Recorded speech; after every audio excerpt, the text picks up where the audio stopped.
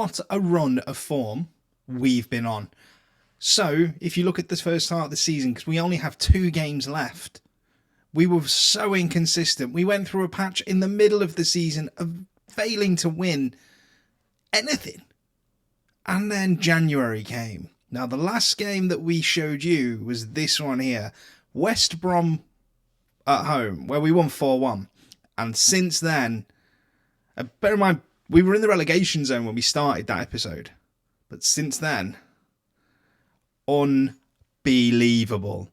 We have gone on a run of form that we haven't managed all season, only losing 1 game since the end of January.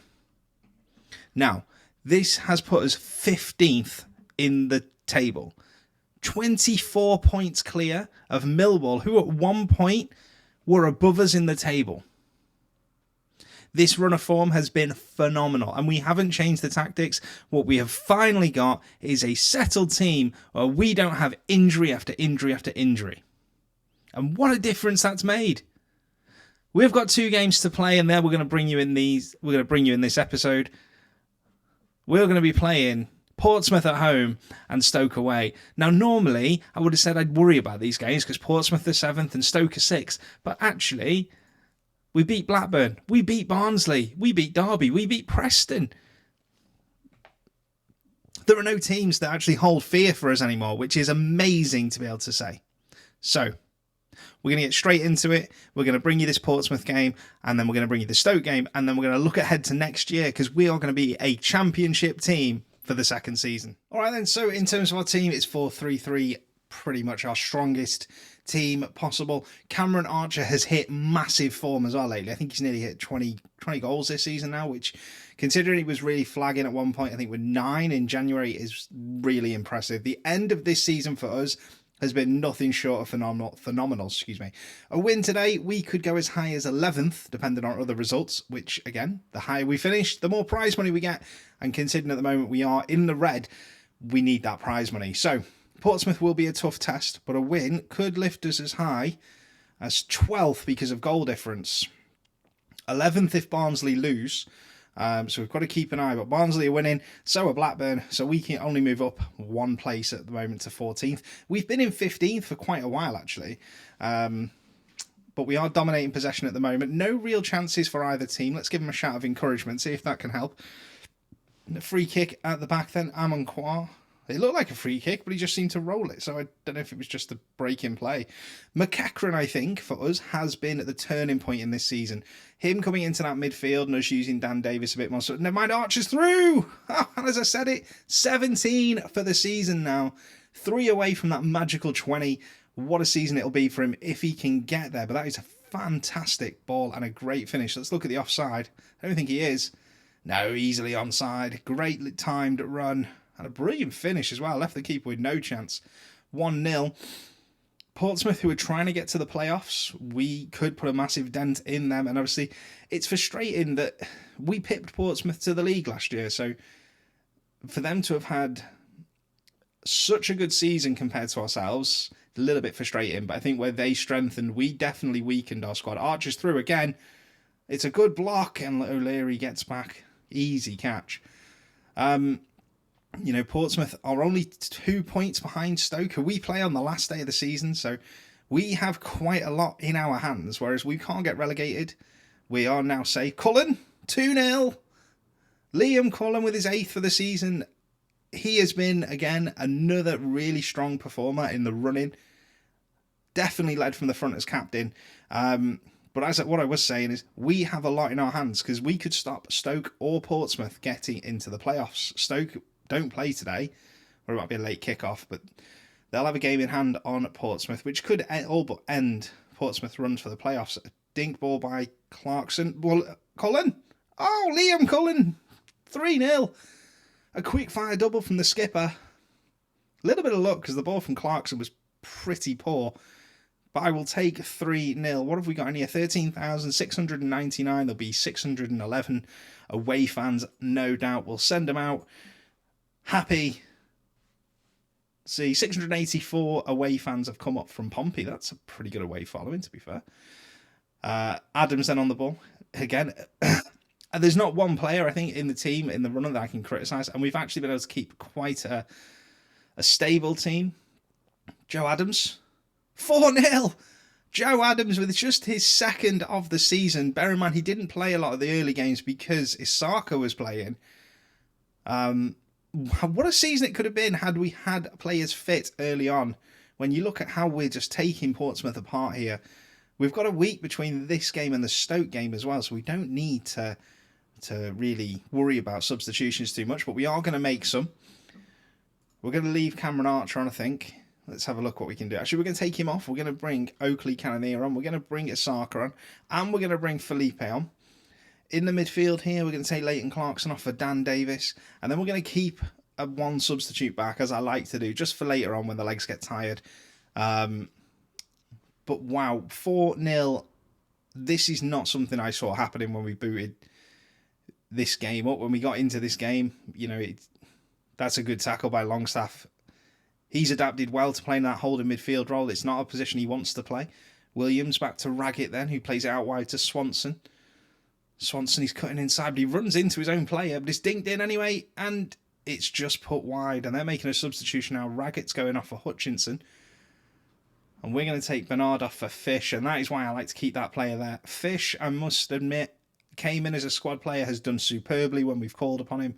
He's just a man mountain, doesn't get beaten in the air to anything, and that is pretty much all she wrote. We're in injury time, 60 seconds to play, and that's it. 4-0, so we win our last game at home. Excuse me, comfortably. We sit 14th in the table.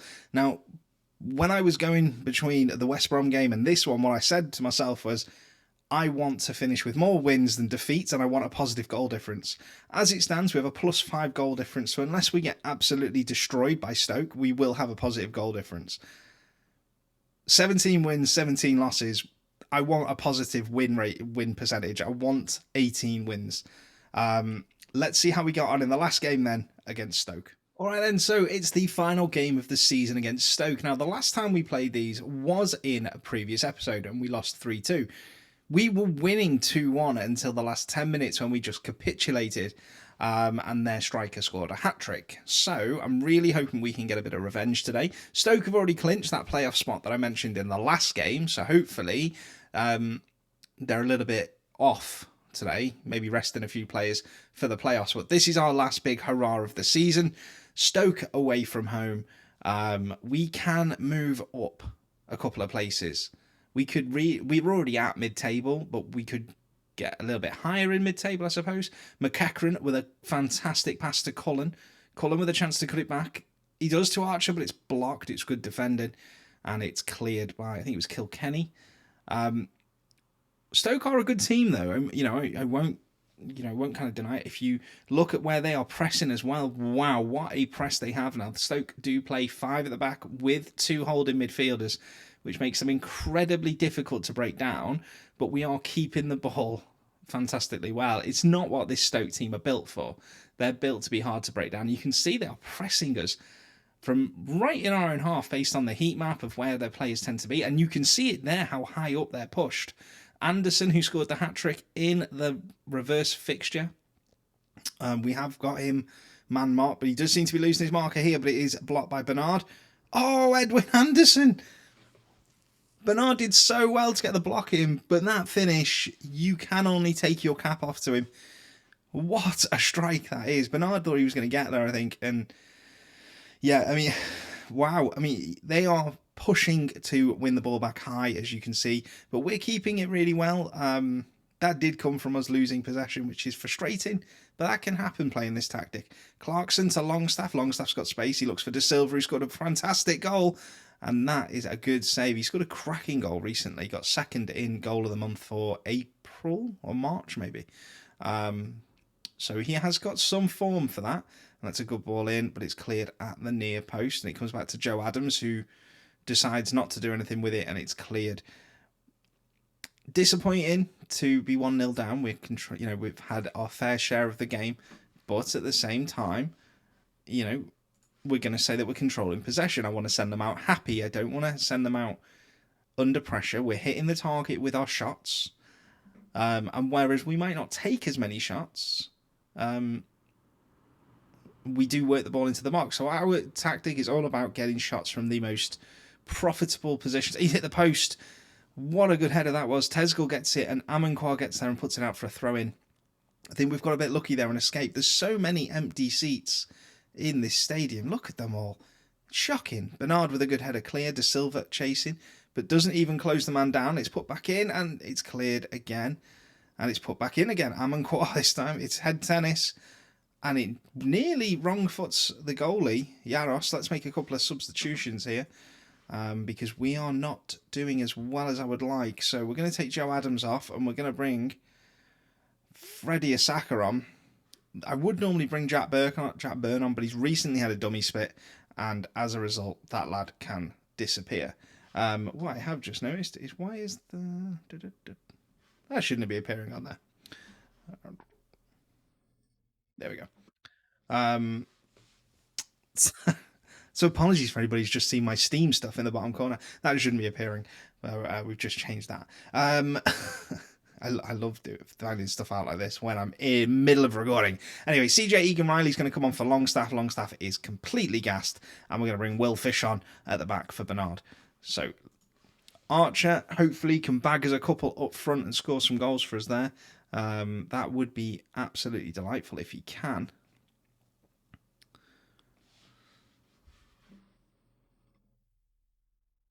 But who knows? We've got to find something here, because we're not really creating anything. We're going to bring Cullen off, and we're going to put Felipe on. I'm going to take McEachran off. I think Clarkson is the most likely to create something, and we're going to put Dan Davis on. I don't want to lose this game 1-0. But at the same time, I don't want to get beaten. We're 15th in the league. They're down to 10 men at the moment. Leighton Clarkson wins the header from a Stoke throw-in. It's in their area. Can we get this back? We do with De Silva. Plays it to Asaka. Cuts it back to De Silva. Asaka gets it back again. Oh, there was nearly a trip there. To Leighton Clarkson. No, Leighton Clarkson. That's why we left him on the field. What a finish. 24 yards out. Into the bottom corner. You don't save them. And yes, they are probably affected by Harlock being injured. But I don't care. Could not be the slightest bit bothered if I tried. Surely we're not going to finish on 17 wins, 17 losses. Come on, can we get the ball back? Can we counter us out? We are at 90 minutes. Oh, De Silva's messed up here. Tezgel in the box. Oh, Namaso has put it wide. He had a good chance to win it for Stoke there.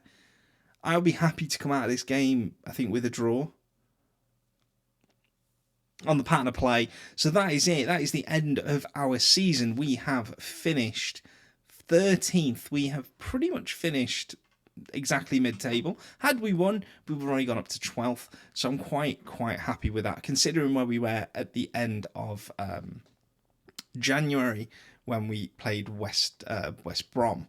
So it's not a bad season. We're mid-table. We've cemented ourselves as a championship club. And what we're now going to do over the summer is we are going to build, and we're going to look to improve. Hopefully the board will give us some money, because they didn't last summer, which is why we couldn't sign anybody.